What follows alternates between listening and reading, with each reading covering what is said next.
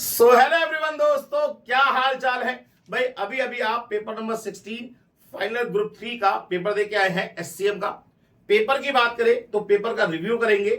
और अगर मैं पेपर को देखूं तो कुल मिला के पेपर ना ही बहुत ज्यादा टफ है ना ही बहुत ज्यादा सिंपल है, एक मॉडरेट पेपर बनाया गया है। हाँ, हालांकि इस बार इंस्टीट्यूट ने जो एमसीक्यू दिए हैं उसका पैटर्न थोड़ा सा डिफरेंट कर दिया है। तो इंस्टीट्यूट बताना चाह रहा है कि पेपर को हल्के में मत लीजिए, पेपर थोड़ा सा अलग तरीके से बनाया गया। अच्छा, अगर मैं एमसीक्यू की बात करूं तो इसके सारे एमसीक्यू के आंसर मैं आपको बता रहा हूं। इसके बाद कौन से क्वेश्चन किस टॉपिक में से दिया गया है, बाकी क्वेश्चन का डिस्कशन करेंगे। आइए सबसे पहले डिस्कस करते हैं इसके एमसीक्यू पार्ट की। क्वेश्चन नंबर फर्स्ट की अगर हम बात करें तो फर्स्ट का जो आंसर है वो है क्वेश्चन नंबर फर्स्ट का आंसर है बी P02।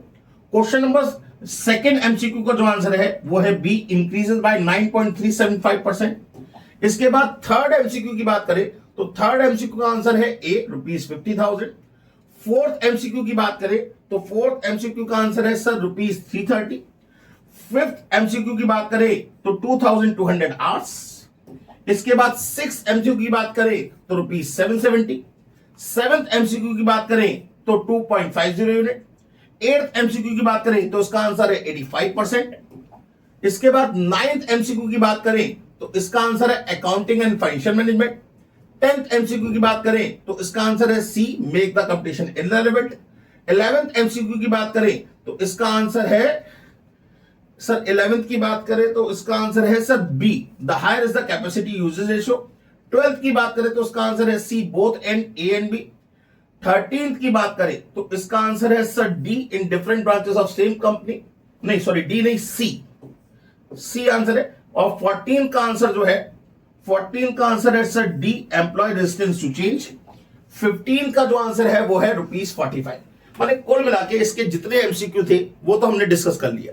अब हम बाकी के क्वेश्चंस को देख लेते हैं कि भाई बाकी के क्वेश्चंस कौन से टॉपिक से पूछे गए।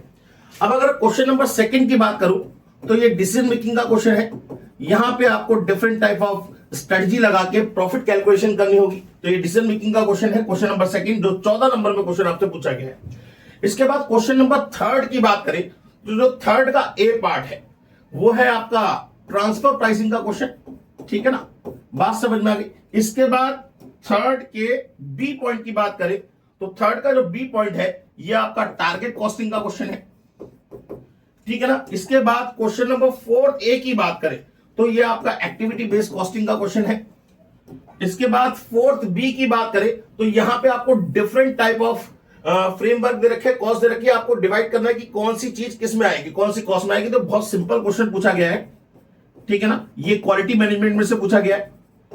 इसके बाद 5th A की बात करें तो 5th A इस बार देखिए स्टैंडर्ड कॉस्टिंग में पूरा 14 नंबर का क्वेश्चन नहीं पूछा गया, 2 क्वेश्चन पूछे गए 7-7 नंबर के स्टैंडर्ड कॉस्टिंग में।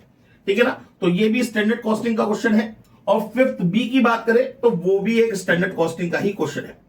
क्वेश्चन नंबर 6 की बात करें तो ये लीनियर प्रोग्रामिंग प्रॉब्लम से पूछा गया है, 6A। 6B की बात करें तो 6B जो पूछा गया है ये ट्रांसपोर्टेशन प्रॉब्लम से पूछा गया है। 7th A की बात करें तो 7th A क्वेश्चन जो है ये आपका मैट्रिक्स, कौन सा, game theory matrix, game theory से पूछा गया है। इसके बाद अगर हम बात करें 7th B की तो ये आपका पर CPM का क्वेश्चन है। इसके बाद 8th A की बात करें तो ये बिजनेस मैक्सिमम मिनिमम का क्वेश्चन है। और 8th B की बात करें तो ये टाइम सीरीज का क्वेश्चन है। माने कुल मिला के जो पूरा पेपर है वो एक अच्छे लेवल पे बनाया गया है। इसको पेपर को हम ना ही ज्यादा सिंपल कहेंगे ना ही ज्यादा टफ कहेंगे, लेकिन पेपर जो है वो एक मॉडरेट पेपर है। कुल मिला के आप मुझे बताइएगा आपके कितने एमसीक्यू ठीक हुए और कितने क्वेश्चन आप करके आए। कुल मिला के आप टेंशन दूर कर दीजिए, आपके नाम से पहले CA में लगने वाला है अगर आपने तरीके से मेहनत करी होगी। Best of luck for your upcoming result. Thank you very much.